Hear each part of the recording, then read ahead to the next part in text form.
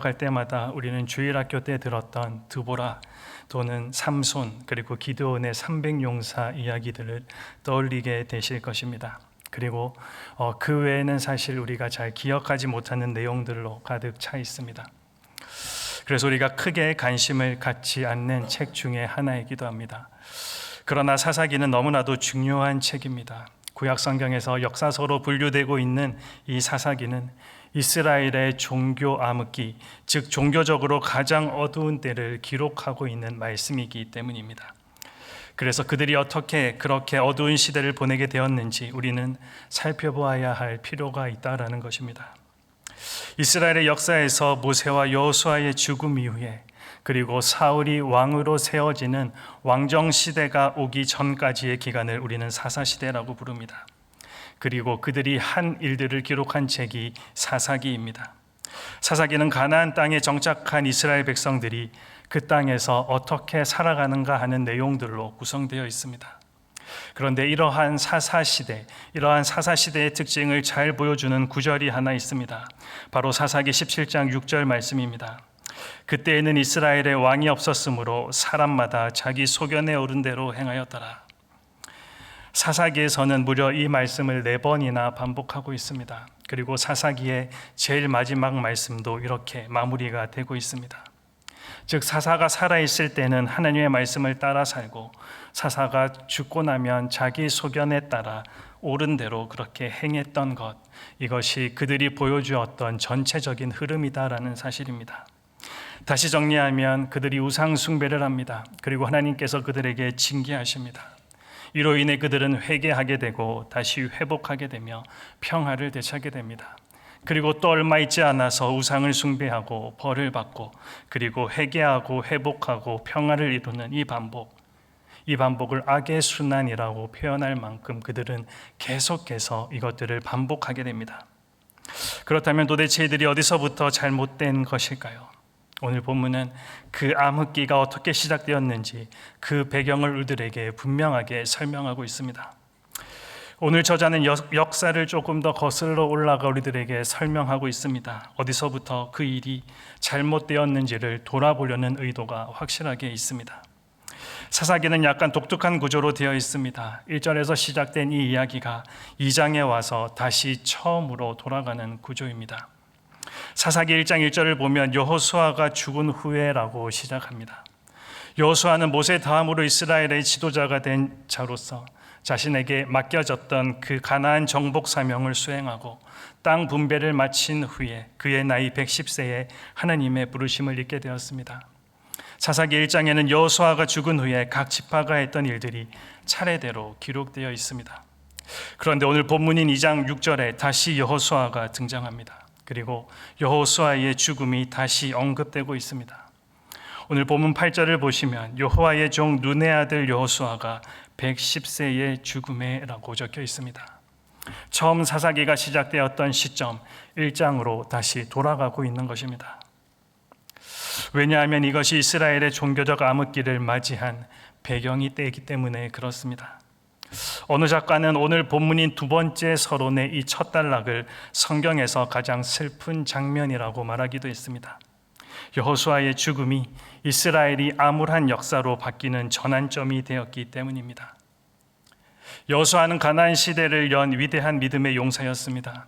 여호수아 23장과 24장을 보면 여호수아가 이스라엘 백성들을 모아놓고 마지막 고별 설교를 하는 내용이 나옵니다. 고별 설교의 핵심을 두 가지로 요약할 수 있는데, 첫째는 이스라엘 백성들이 끝까지 하나님을 향한 믿음으로 가나안 정복을 완성하고 그리고 그 땅에 정착하라는 것이었습니다. 그리고 둘째는 그 땅에서 여호와만을 섬기라라는 것이었습니다. 그리고 24장 15절에서 우리는 유명한 고백을 만나게 됩니다. 만일 여호와를 섬기는 것이 너희에게 좋지 않게 보이거든, 그리고 너희가 섬길 자를 오늘 택하라. 오직 나와 내 집은 여호와를 섬기겠노라 하니. 여호수아의 이 말을 들었던 이스라엘 백성들이 어떻게 대답합니까? 우리가 결단코 여호와를 버리지 않고 다른 신들을 섬기지 않겠습니다. 우리가 여호와를 섬기겠습니다. 그러고 나서 여호수아서는 이렇게 마무리되고 있습니다. 이스라엘이 여호수아가 사는 날 동안과 여호수아 뒤에 생존한 장로들, 곧 여호와께서 이스라엘을 위하여 행하신 모든 일을 아는 자들이 사는 날 동안 여호와를 섬겼더라. 여러분, 이 얼마나 감동적인 모습입니까? 얼마나 보기 좋은 모습입니까? 얼마나 훈훈한 마무리입니까? 이 모든 것들을 생각해 볼 때 오늘 본문 사사기 2장에 기록된 여호수아의 죽음과 그 뒤에 펼쳐진 상황은 너무나도 놀랍습니다. 8절에 보면 여호와의 종 눈의 아들 여호수아는 죽어서 가나안의 산지에 묻혔고 동시대의 사람들도 그 뒤를 따랐습니다. 그리고 10절에 그 세대의 사람도 다 그 조상들에게로 돌아갔고 라고 성경은 다소 엄숙한 어조로 우리들에게 말하고 있습니다. 그리고 나서 여기에서 사사기 저자는 이런 비관적인 이야기를 덧붙이고 있습니다. 그 후에 일어난 다른 세대는 여호와를 알지 못하며 여호와께서 이스라엘을 위하여 행하신 일도 알지 못하였더라. 바로 그 다음 세대, 그들은 여호와를 잊어버렸다라는 것입니다. 여러분들, 이 구절이 너무나도 혼란스럽지 않습니까? 우리 인간들이 천성적으로 얼마나 변덕스러운지를 우리가 잘 알고 있지만 앞에서 보여주었던 그 백성들의 열정과 헌신에 나타난 이 극적인 반전은 너무나도 충격적이다라고 말할 수 있겠습니다. 상상도 못할 일이 벌어지고 있기 때문입니다. 여러분도 이들의 모습이 너무나도 빠르고 급작스럽지 않습니까? 사사기의 비참한 기사들이 되풀이해서 이야기하듯이 그들의 깊은 무관심과 불신앙에 그들은 빠져 살아가고 있습니다. 그것도 단 한순간에 이루어진 일입니다. 어떻게 이런 일이 이루어질 수 있습니까? 이스라엘이 어떤 백성입니까? 하나님이 그들을 위해 행하신 일이 어떤 일인데 그들이 모른다라는 말이 되는 것입니까? 이 일이 수백 년이 지난 후에 벌어진 일이 아닙니다. 아버지가 죽은 후에 다음 세대인 바로 그 자녀들 세대가 여호와를 알지 못했다 기록하고 있습니다.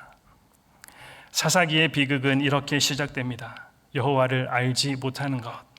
이것이 사사기에 나오는 모든 문제의 원인이 되고 있습니다.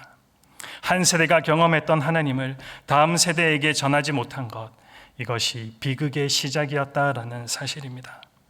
그래서 오늘 본문에서 그 후에 일어난 세대를 어떤 세대라고 표현하고 있습니까? 다른 세대라고 표현합니다.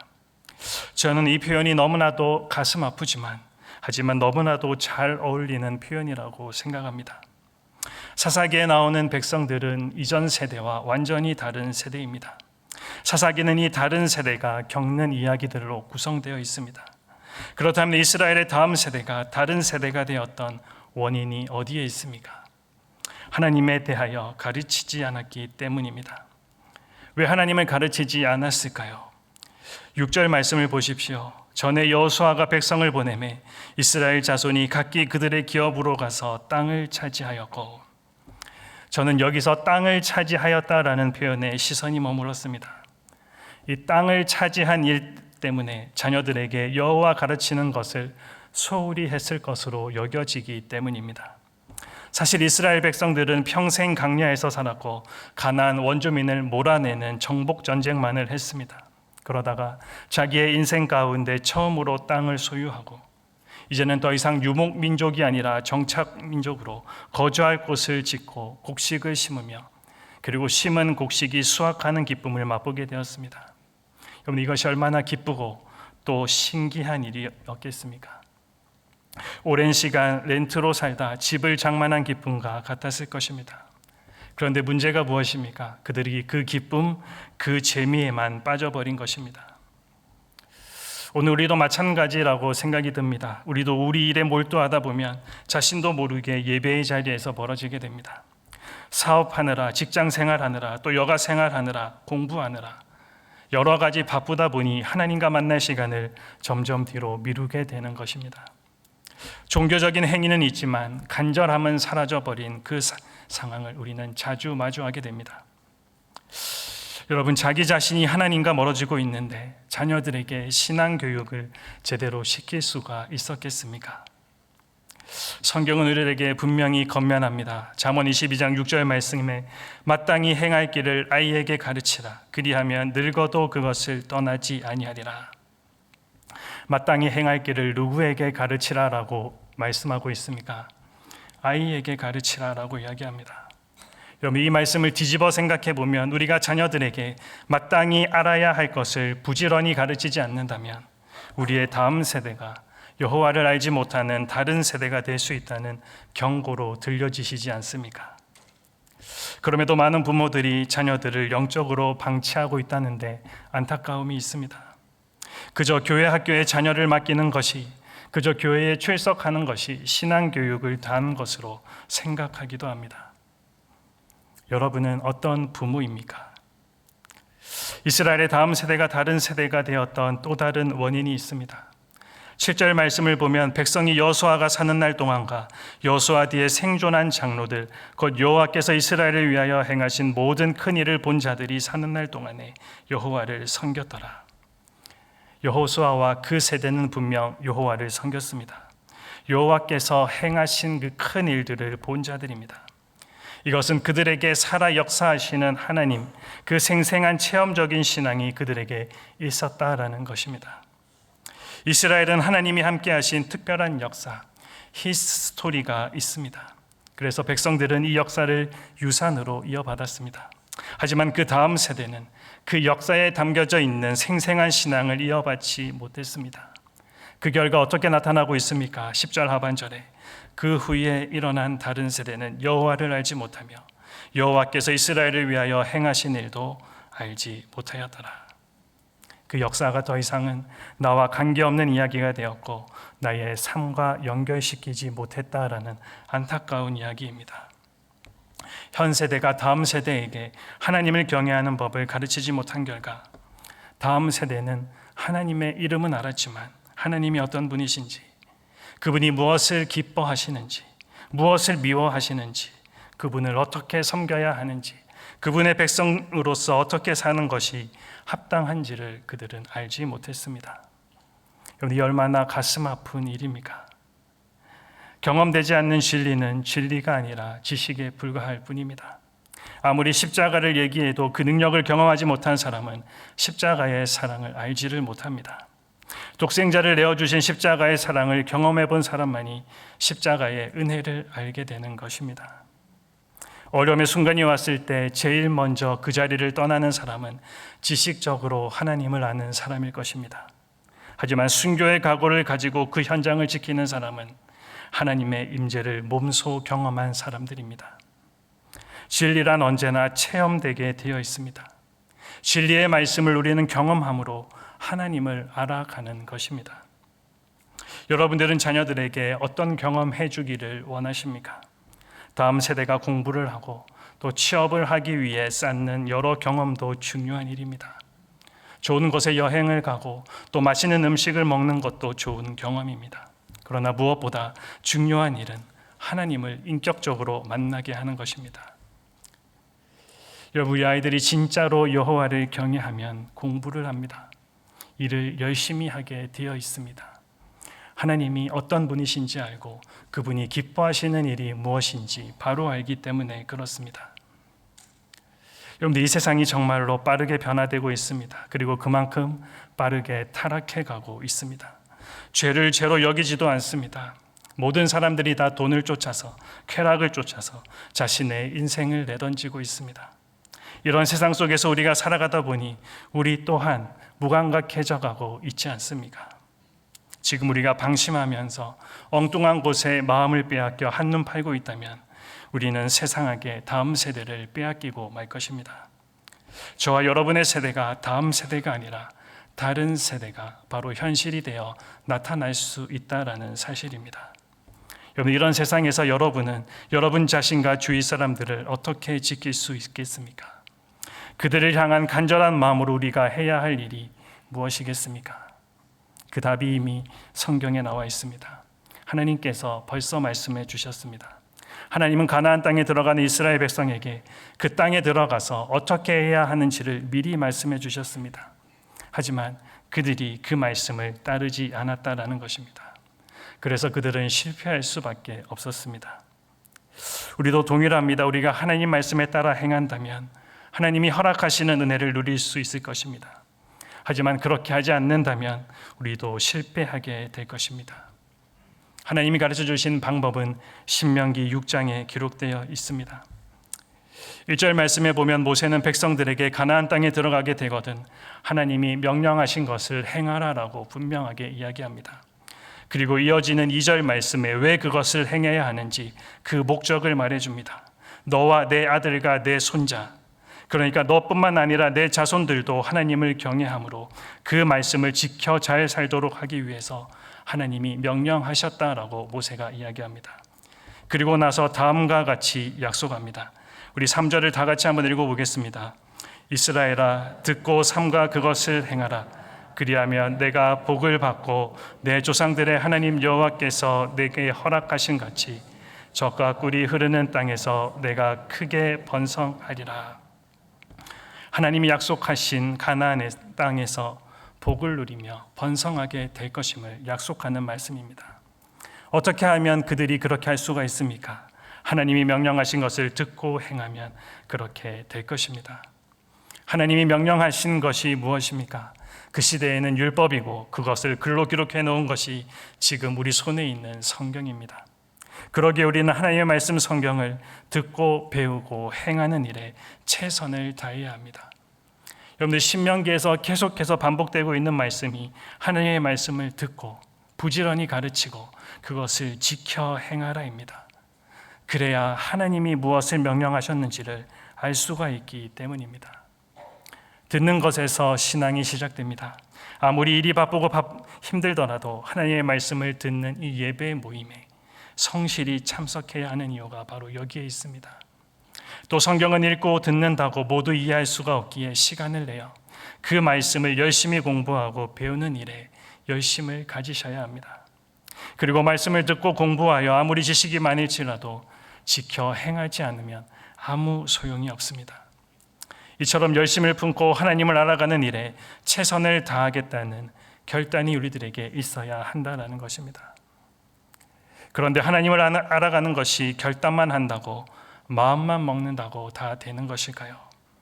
어떻게 하면 그 하나님을 잘 섬기며 나뿐만 아니라 다음 세대들이 잘 살아갈 수 있을까요? 이런 고민을 먼저 했던 우리 신앙의 대선배 모세가 그 방법을 이렇게 말해줍니다. 신명기 6장 4절과 5절의 말씀입니다. 이스라엘아 들으라. 우리 하나님 여호와는 오직 유일한 여호와이시니 너는 마음을 다하고 뜻을 다하고 힘을 다하여 내 하나님 여호와를 사랑하라. 마음을 다하고 뜻을 다하고 힘을 다하여 말씀에 순종하라가 아닙니다. 내 명령을 지켜 행하라가 아닙니다. 사랑하라라고 말씀하십니다. 신약 성경에서 예수님께서도 이것이 크고 첫째 되는 계명이라고 우리들에게 분명히 말씀해 주셨습니다. 여러분, 하나님을 사랑하지 않으면서도 말씀에 순종할 수 있습니다. 바리새인들이 그랬습니다. 하지만 사랑하라는 이 명령 앞에는 그 누구도 다른 핑계를 댈 수가 없습니다. 우리가 누군가를 사랑하면 상대방이 하는 말을 대충 듣지 않습니다. 그리고 그 말에 따라 우리의 행동을 바꾸기도 합니다. 신앙에서도 마찬가지입니다. 하나님을 사랑하면 그 말씀을 주의 깊게 듣습니다. 그리고 그 말씀에 순종합니다. 그러기에 하나님은 무엇보다 먼저 우리들에게 사랑을 명령하시고 계신 것입니다. 그런데 오늘 신명기 말씀을 모세가 누구에게 전하고 있습니까? 부모입니까? 자녀입니까? 단 한 단어로 되어 있습니다. 바로 너는입니다. 다른 사람이 아니라 바로 너. 네가 무엇보다 먼저 해야 할 일은 하나님을 사랑하는 거야. 뭔가 가르치기 전에, 뭔가 방법적인 것을 고민하기 전에 가장 우선적으로 해야 할 일은 하나님을 사랑하는 것이다. 여러분, 이것이 바로 해결책입니다. 저와 여러분이 다른 세대가 되지 않도록 붙들 수 있는 방법은 먼저 내가 하나님을 사랑하는 것입니다. 마음을 다해서, 뜻을 다해서, 힘을 다해서, 목숨을 다해서 하나님을 사랑하는 것입니다.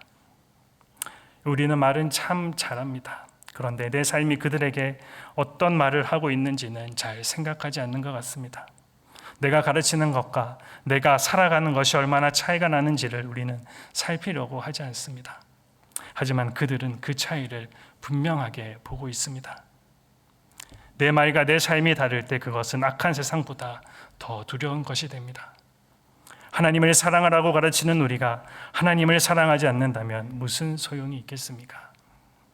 그래서 신명기 6장 6절과 7절에 다시 한번 우리에게 권면합니다. 오늘 내가 내게 명하는 이 말씀을 너는 마음에 새기고 그리고 내 자녀에게 부지런히 가르치며. 겉으로 보기에는 아무리 괜찮아 보여도 하나님을 향한 사랑에서 멀어져 있다면 아무 소용이 없습니다.